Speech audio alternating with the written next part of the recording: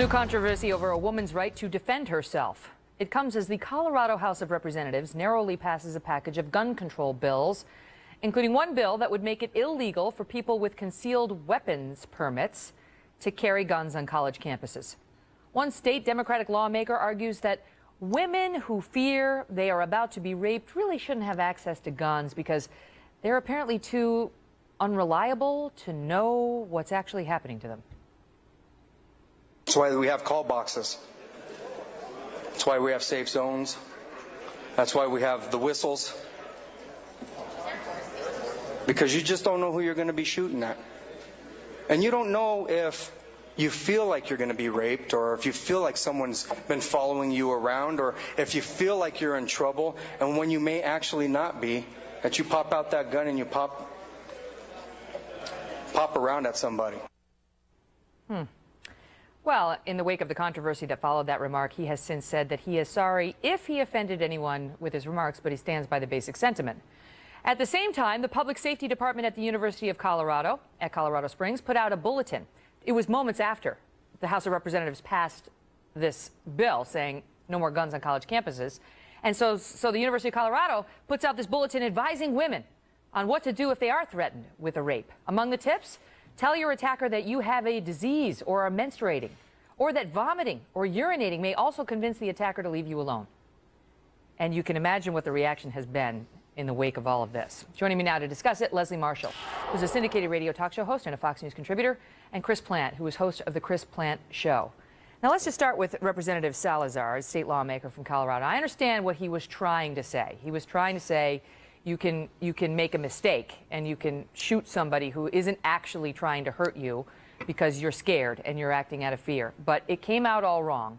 And the notion that, I'll start with you on this, Leslie, the notion that women, women in particular are so hysterical, this is what his critics are suggesting he was saying, that they can't really be trusted to adequately judge when they're about to be raped and when they're not.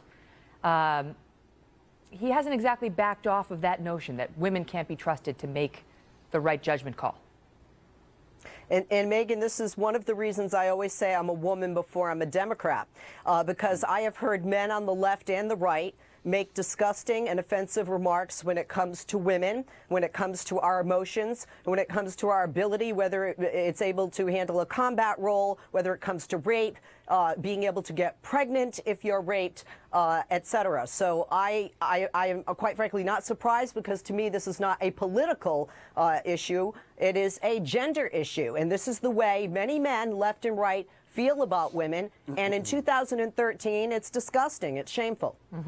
Chris, I remember on campus at Syracuse University, where I went, there was a huge spike in rapes when I was a student there. And all we had were those call boxes that he's referring to. So there were these blue lights with they look like telephones across campus. And if you found yourself being chased or under attack by a rapist, because you certainly couldn't have a gun on campus, the only option was to run and try to pull the phone off of the phone hook.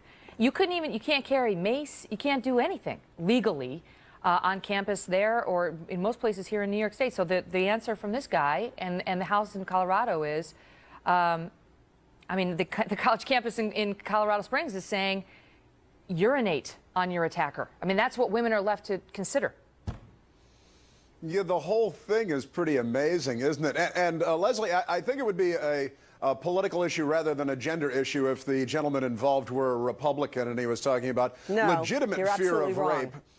No, well, okay, but, if it was legitimate fear of rape that he was talking about, maybe you wouldn't do it. That certainly would be the storyline if this guy was a Republican. It would be emblematic of everything the Republicans say all the time. But he does sound like in these rules that they're offering up for self-defense, which is not self-defense at all, are absurd. They sound like they're coming from the University of Riyadh in Saudi Arabia. They sound like they're coming from the 1920s in the United States of America. And the idea that the best way to keep women safe is to disarm them, announce that they will be disarmed, so there's no deterrence whatsoever, run to a call box and then wait for somebody to show up and save you, which will probably be a man with a gun or possibly a woman with a gun. I'm not sure whether this guy is aware, as you mentioned, there are women in the military, there are women who are police officers.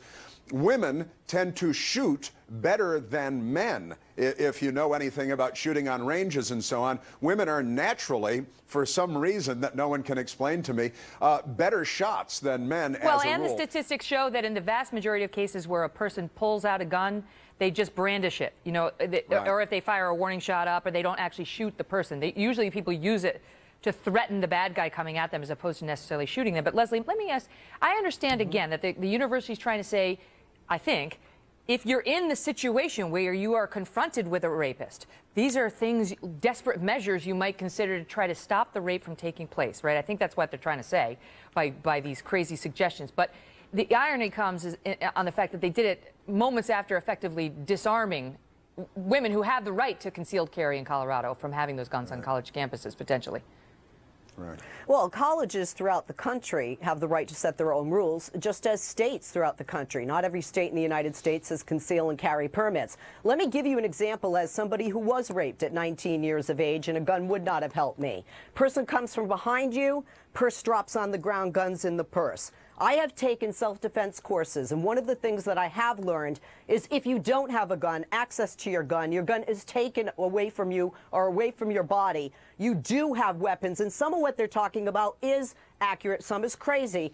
One, your mouth, scream, the heel of your shoe into his private area, into his foot. And I say he because most rapists are men. Your keys, ladies always walk, as I do, defensively with the keys in between your fingers, ready to go into the eyes, scrape the face with the fingernails. Hairspray can be used as well as pepper spray in some states legally and on some campuses legally. So there are things other than guns. Now, I believe everybody has a right to their Second Amendment, but there are ways to protect yourself. Years ago, they would say, lay down and let him do it so you'll live. No, that's well, there's not some what of you do. that You in here fight too. like hell. There's some of that in here too. Number 5 on their list is if your life is in danger, passive resistance may be your best defense. And they also warn, first and foremost, be realistic about your ability to protect yourself. Chris? Well, I mean, that would certainly be my approach. If I had a daughter, anyone that I'm concerned about, and I have actually bought mace for women, I recommend self-defense courses, whether it's martial arts or whatever it is that you're comfortable with. It can be very empowering. In learning to defend yourself, and part of it is definitely psychological. I also advocate, weapons for women. Women are not famous for going around and using weapons offensively, but defensively, and disarming a population of young women and men on campus. I mean, you mentioned a string of rapes at Syracuse when you were there as a student.